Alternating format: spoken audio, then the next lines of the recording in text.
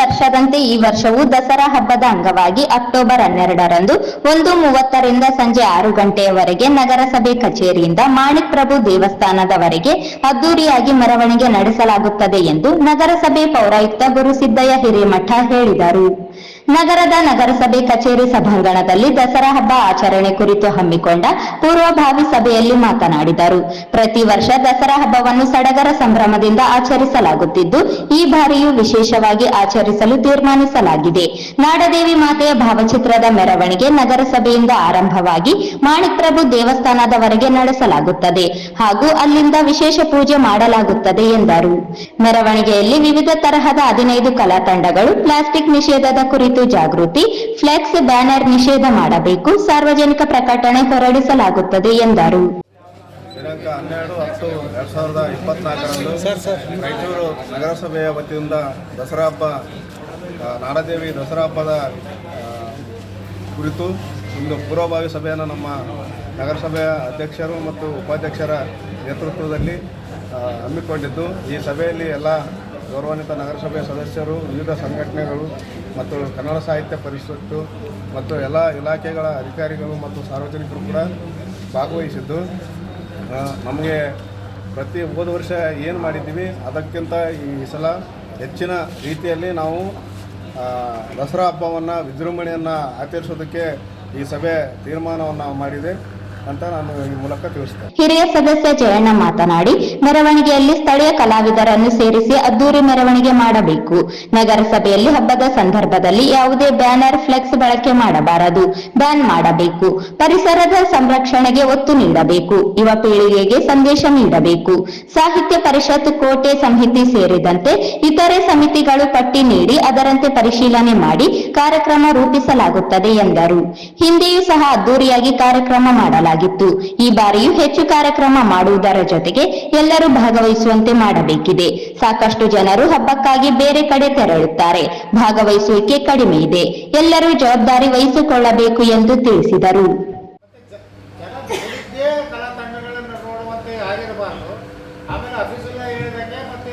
ಸ್ಥಳೀಯ ಕಲಾ ತಂಡಗಳ ಪಾರ್ಟಿಸಿಪೇಷನ್ ಕೂಡ ಜಾಸ್ತಿ ಇರಬೇಕು. ಇದು ನಮ್ಮೂರಿನಲ್ಲಿ ನಡೀತಿರುವಂಥ ಹಬ್ಬ. ಹಾಗಾಗಿ ಈ ಹಬ್ಬದ ವಾತಾವರಣದಲ್ಲಿ ನಮ್ಮ ಜಿಲ್ಲೆ ಮತ್ತು ನಮ್ಮ ತಾಲೂಕು ಮತ್ತು ನಮ್ಮ ನಗರ ಈ ರೀತಿ ಇರ್ತಕ್ಕಂಥ ಇದರಲ್ಲಿ ಕಲಾ ತಂಡಗಳು ಏನಿದೆ ಆ ಕಲಾ ತಂಡಗಳನ್ನು ಸೇರಿಸುವಂಥ ಕೆಲಸ ನೀವು ಮಾಡಬೇಕು. ಒಂದು. ಎರಡನೇದು, ನಾವು ಈ ಸಲದ ನಗರಸಭೆಯಲ್ಲಿ ಯಾವುದೇ ಪರಿಸ್ಥಿತಿಯಲ್ಲಿ ಫ್ಲೆಕ್ಸ್ ಬ್ಯಾನರ್ಗಳನ್ನು ಬಳಸೋದಿಲ್ಲ. ಹೌದಾ? ಪರಿಸರದಿಂದ ನಾವು ಭದ್ರವಾಗಿ ಇಟ್ಕೊಳ್ಳುವಂಥ ನಿಟ್ಟಿನಲ್ಲಿ ಮತ್ತು ಜನತೆಗೆ ಹೊಸ ಸಂದೇಶ ಕೊಡೋ ನಿಟ್ಟಿನಲ್ಲಿ ಪ್ರಯತ್ನ ಮಾಡಬೇಕಂತೇಳಿ ಈ ದಸರಾ ಹಬ್ಬದ ಪ್ರಯುಕ್ತ ನಮ್ಮ ನಿರ್ಧಾರ ಇದೆ. ಮುಂದಿನ ದಿನಗಳಲ್ಲಿ ಒಂದು ಕಠಿಣವಾಗಿ ಕೌನ್ಸಿಲ್ ಆ ಬಗ್ಗೆ ಆಲೋಚನೆ ಮಾಡುವಂಥದ್ದು ಇದೆ. ಈ ರೀತಿ ಮತ್ತು ಕವಿಗೋಷ್ಠಿ ಸಂದರ್ಭದಲ್ಲಿ ನಾನು ಅವ್ರಿಗೆ ಹೇಳೋದಿಷ್ಟೇ, ಸಾಹಿತ್ಯ ಪರಿಷತ್ತವ್ರಿಗೂ, ಕೋಟೆ ಸಮಿತಿಯವ್ರಿಗೂ, ಬ್ಯಾನರ್ ಪ್ರತಿಷ್ಠಾನ ಸಮಿತಿಯವ್ರಿಗೂ ಯಾರೇ ನೀವು ಸೇರಿ ಪ್ರಾಯೋಜಕದಲ್ಲಿ ಮಾಡ್ತಿದ್ರೆ ಎಲ್ಲರಿಗೂ ಕೂಡ ನಿಮ್ಗೆ ಏನು ಬೇಕು ಅನ್ನೋದನ್ನು ನೀವು ಒಂದು ಲಿಸ್ಟ್ ಮಾಡಿ ಹೀಗೆ ಕೊಟ್ಟು ಇವತ್ತು ಬಂದು ಕೊಟ್ಟರೆ ಅದರ ಪ್ರಕಾರ ನಾವು ಆಡಳಿತ ಮಂಡಳಿಯಿಂದ, ನಗರಸಭೆಯಿಂದ ಪೌರಾಯುಕ್ತರು ಮತ್ತು ಅಧ್ಯಕ್ಷರು ಅದನ್ನು ಸರಿಪಡಿಸಲಿಕ್ಕೆ ಸವಲತ್ತನ್ನು ಕಲ್ಪಿಸಲಿಕ್ಕೆ ತಯಾರಿದ್ದಾರೆ. ನಮ್ಗೆ ಯಾವುದೇ ಕಾರಣಕ್ಕೆ ಅಲ್ಲಿ ಇದು ಈ ರೀತಿ ಕವಿಗೋಷ್ಠಿ 2010ರಲ್ಲಿ ಮಮತಾ ಸದಾತಿರವರ ಅಧ್ಯಕ್ಷರಾದಂಥ ಸಂದರ್ಭದಲ್ಲಿ ಭಾಳ ಅದ್ದೂರಿಯಾಗಿ ಕವಿಗೋಷ್ಠಿ ಆಗಿತ್ತು. ತದನಂತರದಲ್ಲಿ ಕ್ರಮೇಣವಾಗಿ ಅದು ಕಡಿಮೆ ಆಯಿತು. ನಮ್ಮದೇ ಪಾರ್ಟಿಸಿಪೇಷನ್ ಇದ್ದರೂ ಕಡಿಮೆ ಆಯಿತು. ಆ ರೀತಿ ಆಗದಂತೆ ಎಚ್ಚರ ವಹಿಸಬೇಕು. ನಮ್ಮದು ಇದು ನಮ್ಮ ಹಬ್ಬ, ನಾಡ ಹಬ್ಬ. ನಾವು ಈ ನಾಡ ಹಬ್ಬವನ್ನು ನಾವು ಮನೆಯಲ್ಲಿ ಯಾವ ರೀತಿ ಸಂತೋಷವಾಗಿ ಆಚರಣೆ ಮಾಡ್ತಿದ್ದೀವಿ ಅದೇ ರೀತಿ ಇದು ಕ್ರಿಯಾಶೀಲವಾಗಿ ಇದರಲ್ಲಿ ಪಾರ್ಟಿಸಿಪೇಷನ್ನು ಭಾಳ ಮುಖ್ಯ. ಹಬ್ಬದ ದಿನಗಳಲ್ಲಿ ಏನು ಮಾಡ್ತಾರೆ, ಊರಿಗೆ ಹೋಗ್ಬಿಡ್ತಾರೆ. ಇಲ್ಲಿ ಜವಾಬ್ದಾರಿ ತಗೊಳ್ತಾರೆ. ನಾವು ಊರಿಗೆ ಹೋಗ್ಬಿಡ್ತೀವಿ ಅಂದರೆ ಅದು ಆಗಲ್ಲ. ಎಚ್ ಮ್ಯಾದರ್ ಮಾತನಾಡಿ, ಪರಿಸರ ಸ್ನೇಹಿಯಾಗಿ ಹಬ್ಬವನ್ನು ಆಚರಿಸಬೇಕು. ಬಟ್ಟೆಯನ್ನು ಬಳಕೆ ಮಾಡಬೇಕು. ಜವಾಬ್ದಾರಿ ವಹಿಸಿಕೊಂಡು ಕೆಲಸ ಮಾಡುವುದಾಗಿ ಹೇಳಿ ಪ್ರತಿಯೊಬ್ಬರೂ ಸಹಕಾರ ನೀಡಬೇಕು ಎಂದರು.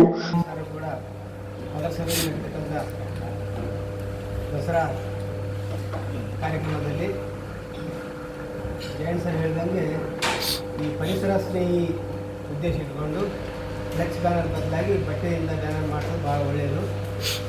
ಕಲಾವಿದರಿಗೆ ಕೊಟ್ಟರೆ ಪೇಂಟ್ರಿಗೆ ಕೊಟ್ಟರೆ ಬಟ್ಟೆ ಮೇಲೆ ಚೆನ್ನಾಗಿ ಬೆಳೀತಾರೆ. ಬಂದು ಅವನ್ನ ವೇದಿಕೆಗಾಗಲಿ ಊರಲ್ಲಿ ಕಟ್ಟಲಿಕ್ಕಾಗಲಿ ಎಲ್ಲರೂ ಕಟ್ಟಲಿಕ್ಕೆ ನಾವು ಬಳಸ್ತೀವಿ. ಭಾಳ ಚೆನ್ನಾಗಿರ್ತದೆ. ಹಾಗಾಗಿ ಅದ್ರ ಜೊತೆ ನಾವು ಈ ಸ್ವಲ್ಪ ಜವಾಬ್ದಾರಿ ತಗೊಳ್ಳೋಕೆ ತಯಾರಿದ್ದೀರಾ? ತಗೊಳ್ಳೋಣ. ಆಯ್ತು, ನೀವು ಅದೇ ಸ್ವಲ್ಪ ದಯವಿಟ್ಟು ಅಂದರೆ ಕಲರ್ಫುಲ್ ಆಗಿರ್ಬೇಕು. ಆಯ್ತು, ಮಾಡಿಸಿ. ನೀವು ಇರ್ತಾರ, ಬೇರೆ ಮನಸ್ಸಾರು ಇರ್ತಾರ, ಇಬ್ಬರು ಸೇರಿ ಮಾಡಿಕೊಡ್ತಾರೆ. ಉಪಾಧ್ಯಕ್ಷ ಸಾಜಿದ್ ಸಮೀರ್ ಮಾತನಾಡಿ, ನಗರಸಭೆಯಿಂದ ಅದ್ದೂರಿಯಾಗಿ ಆಚರಣೆ ಮಾಡಬೇಕಿದೆ. ನಗರಸಭೆಯು ಇದೀಗ ಮಹಾನಗರ ಪಾಲಿಕೆಯಾಗಿ ಮೇಲ್ದರ್ಜೆಗೇರಿಸಲಾಗಿದೆ. ಸಂತೋಷದ ಸಂಗತಿಯಾಗಿದ್ದು, ಈ ಹಿನ್ನೆಲೆಯಲ್ಲಿ ಅದ್ದೂರಿಯಾಗಿ ಆಚರಣೆ ಮಾಡಲು ಎಲ್ಲರೂ ಭಾಗವಹಿಸುವಂತೆ ತಿಳಿಸಿದರು.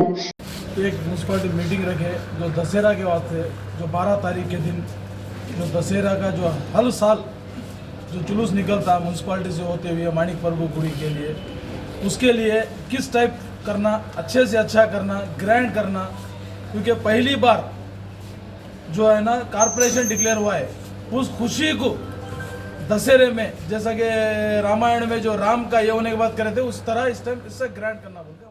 ಸದಸ್ಯ ನರಸರೆಡ್ಡಿ ಮಾತನಾಡಿ, ನಗರ ಸೇರಿದಂತೆ ಬಹುತೇಕ ಕಡೆ, ಮುಖ್ಯ ರಸ್ತೆ ಸೇರಿದಂತೆ ಬಹುತೇಕ ಕಡೆಯಲ್ಲಿ ಬೀದಿ ದೀಪಗಳಿಲ್ಲ. ಜನರು ಈ ಬಗ್ಗೆ ನಗರಸಭೆ ಮತ್ತು ಸದಸ್ಯರಿಗೆ ನಿತ್ಯ ಕರೆ ಮಾಡಿ ಹೇಳುತ್ತಾರೆ. ಆದರೆ ಬೀದಿ ದೀಪ ಸರಿಪಡಿಸಲು ಆಗುತ್ತಿಲ್ಲ. ದಸರಾ ಹಬ್ಬ ಹಿನ್ನೆಲೆಯಲ್ಲಿ ಎಲ್ಲಾ ಕಡೆ ಬೀದಿ ದೀಪ ಅಳವಡಿಸಲು ಮುತುರ್ವಜಿ ವಹಿಸಬೇಕು ಎಂದು ತಿಳಿಸಿದರು. ಮೆರವಣಿಗೆಯಲ್ಲಿ ಶಾಲಾ ಮಕ್ಕಳು ಸೇರಿದಂತೆ ಹೆಚ್ಚಿನ ಸಂಖ್ಯೆಯಲ್ಲಿ ಭಾಗವಹಿಸುವಂತೆ ಹೇಳಿದರು. ಯಾವುದೇ ಇರಲಿ 35 ವಾರ್ಡ್ಗಳಲ್ಲಿ ಇಡೀ ಮೇನ್ ರೋಡ್ಗಳಿಗೆ ಮತ್ತು ವಿದ್ಯುತ್ ದೀಪಗಳು ಮುಖ್ಯವಾಗ್ಯಾವ. ಕಾರ್ಯಕ್ರಮ ಮಾಡಬೇಕಂದ್ರೆ ದೀಪ ಬೇಕು, ಬೆಳಕಿಲ್ಲದೆ ಕಾರ್ಯಕ್ರಮ ಇಲ್ಲ. ಆ ಉದ್ದೇಶ ಇಟ್ಕೊಂಡು ಸ್ಪೆಷಲ್ ಕ್ರಾಫ್ಟ್ ಮಾಡ್ತಿರೋ ಮತ್ತು ಏನು ಮಾಡ್ತಾರೋ ಗೊತ್ತಿಲ್ಲ. ಪ್ರತಿ ವಾರ್ಡ್ನಾಗ ಹೆಣ್ಮಕ್ಳಿಗೆ ರಾತ್ರಿ 12 ಗಂಟೆ ಸುಮಾರು ಅವರು ಆ ಕಾರ್ಯಕ್ರಮಕ್ಕೆ ಹೋಗ್ತಿರ್ತಾರೆ ಪೂಜಾ ಪುರಸ್ಕರಕ್ಕೆ. ದಯಮಾಡಿ ಈ ಸ್ಪೆಷಲ್ ಕ್ರಾಫ್ಟ್ ಅಂದಾಗಲಿ ಏನಾಗಲಿ ದಸರಾ ಕಾರ್ಯಕ್ರಮ ಒಳಗಾಗಿ ಈ ಸಿಟಿ ಲೈಟ್ ಬೀದಿ ದೀಪಗಳ ವ್ಯವಸ್ಥೆ ಮಾಡಬೇಕಾಗಿ ತಮ್ಮಲ್ಲಿ ನಾನು ತಿಳ್ಕೊಳ್ತೇನೆ.